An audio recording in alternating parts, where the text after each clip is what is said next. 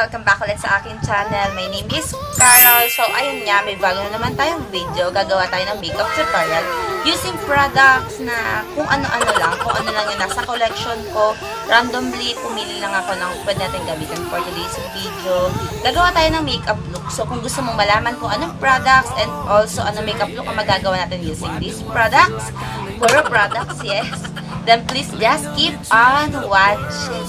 So, unahin mo natin yung ating eye makeup. So, unahin natin yung eyebrows natin. You can use anything. You can use pencil or pomade. Pero for this video, gamitin ko na lang itong morphe palette ko. Tapos, kuha na lang ako ng dark brown na shade as my eyebrows. Because why not? Pwede naman din. Parang ano lang din naman siya. Yung mga nasa kit na powder na pangkilay.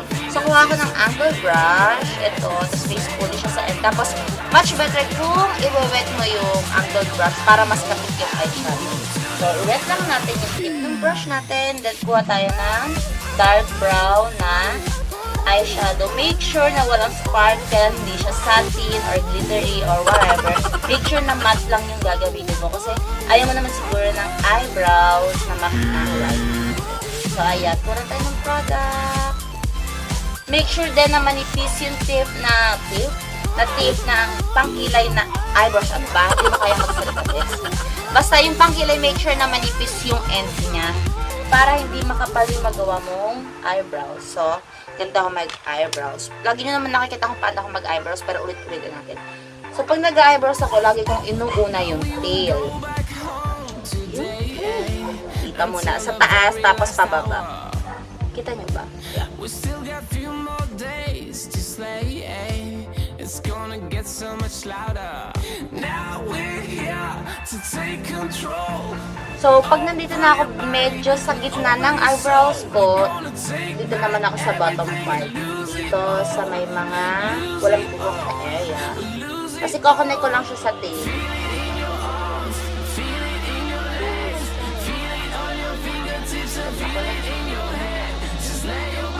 Mas gusto ko yung unti-unti yung product na ginagamit kasi yung diretso, tapos mali-mali naman yung paglagay ko ng product. So, like this one, ayan, medyo lumagpas. Pero ayos lang sa akin na medyo lumagpas pag nag-eyebrows kasi lagi ko naman siyang nililinis after.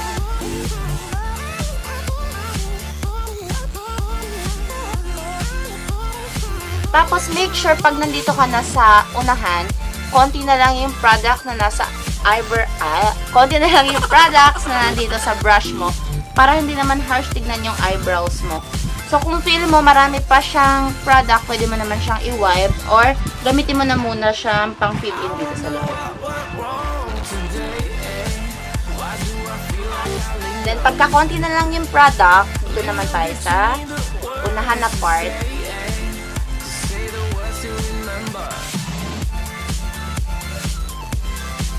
Pagka dito sa unahan, medyo nilalagpas ko siya ng konti kasi hindi pantay yung kilay ko eh. Mas mahaba tong kilay ko dito.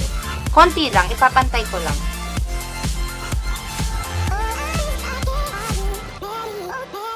Tapos ganun din yung gagawin ko sa kabila. Ipapantay ko lang yung haba niya. Dito din sa taas, make sure na konti product lang yung nasa brush mo.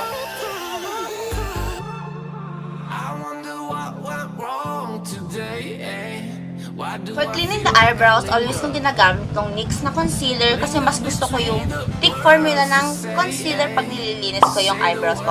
Pero kayo, pwede naman kayong gumamit ng liquid na concealer.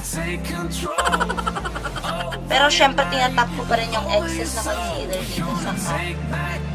Kasi yung thicker formula siya, so a little goes along this. Alright. Lagyan lang natin siya dito sa bottom part. Dito yung medyo lumagpas kanina.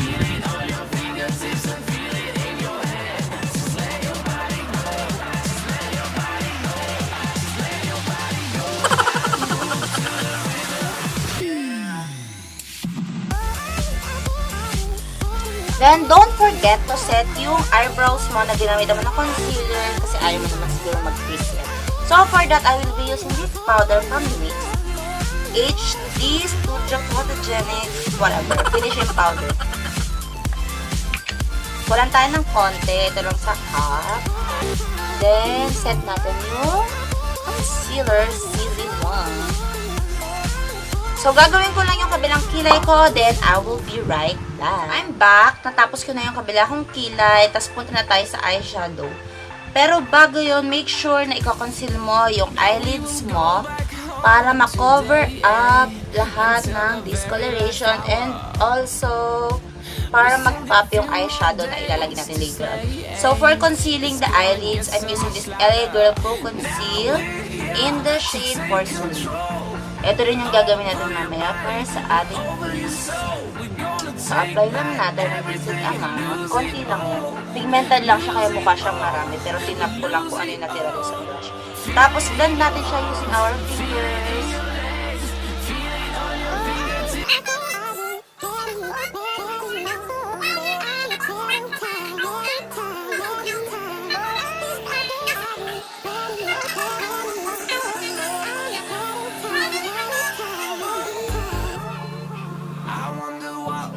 For the eyeshadow, I might use this one from Huda Beauty. Pero syempre hindi siya original kasi ang mahal ng original nito. Nabili ko lang to sa Shopee. I think 150 lang, including na yung shipping fee or naka-voucher ako. So for our first shade, kunin natin yung shade na Charm and Love Bite. So obviously, medyo ma-pink at saka ma-pink at saka ma-pink.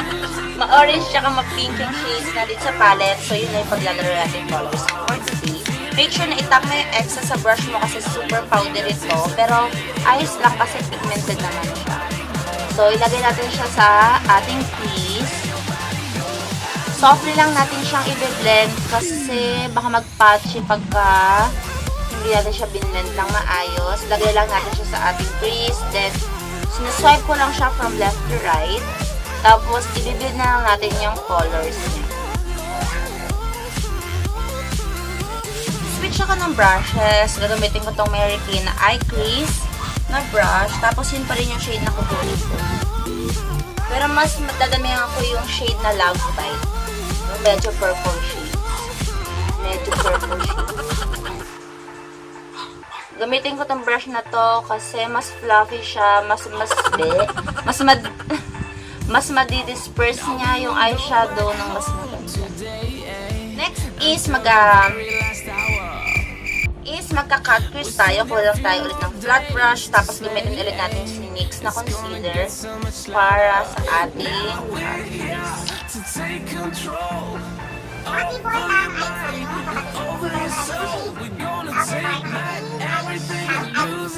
So next, kuha pa tayo na isa pang flat brush. Tapos kuha tayo ng glittery shade. Kunin ko tong shade na i-wet na rin natin yung brush natin para mas kumapit yung fingers. You can use also your fingers. Pero kasi mas define yung pag-a-apply pagka naggagamit tayo ng flat brush. Hindi siya ganun ka-glittery. Itong nilagay kong shade, parang satin lang siya. So after applying that glitter shade, kumuha pa ako nitong focallure na heavy metallic eyeliner in the shade Garnet&2. Tapos, ipapatong natin siya dun sa shimmery shade na nilagay natin kanina para mas glittery siya. Alam niyo naman, mas maganda kung mag-glitter ang eyeshadow. Because glitter is life. So, for the next shade, kunin natin itong shade na to. Parang medyo maroon na siya, matapang na pink ang color niya. Kukuha lang ako ng pencil brush to apply it sa outer corner ng ating eyelids. Ang gagawin ko, ipapak ko muna yung color dito sa dulo bago ko siya i-apply. Parang gusto ko palagyan ng glitter eyeshadow yung ating eyelids. Gagamit ako ng same na eyeshadow, focallure din, pero ibang shade siya, platinum. Maglalagay lang ako ng konti.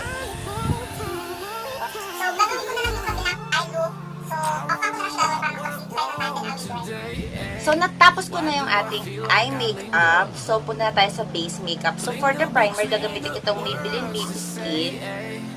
Ano to? Pore eraser. Ano siya? Pore filling siya para matakpan natin yung ating naglalaki ng pores. Lagay lang natin siya kung saan ikaw lagi nag-oil up.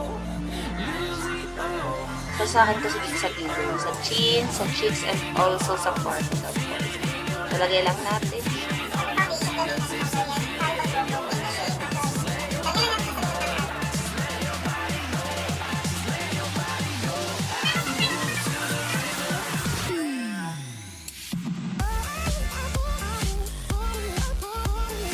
Then, for the concealer, gamitin natin itong LA Girl Pro Concealer na ginamit natin kanina.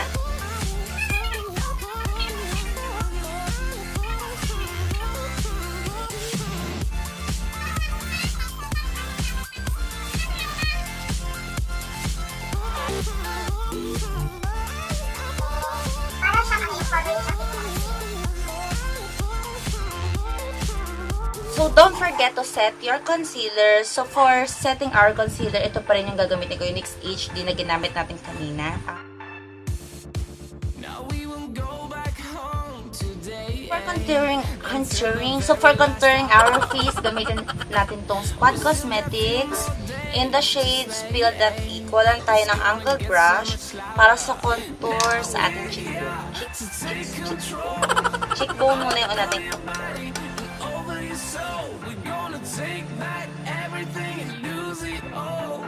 Nabra ako sa pero parang medyo cute.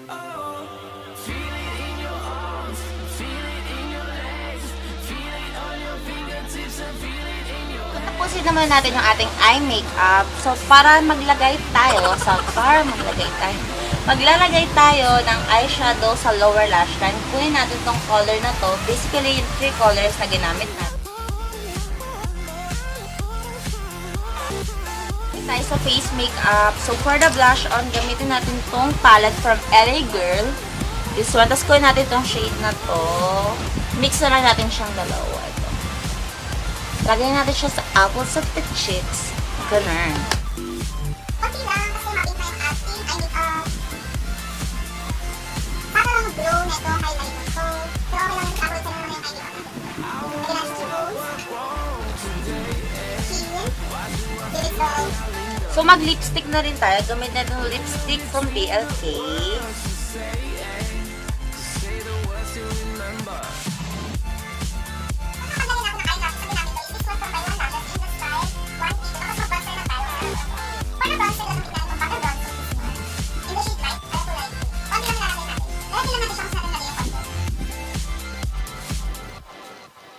So, this is the final look, guys. Hope you enjoyed this video and also don't forget to subscribe and also click the ring button down below para ma-notify ka sa susunod kong upload.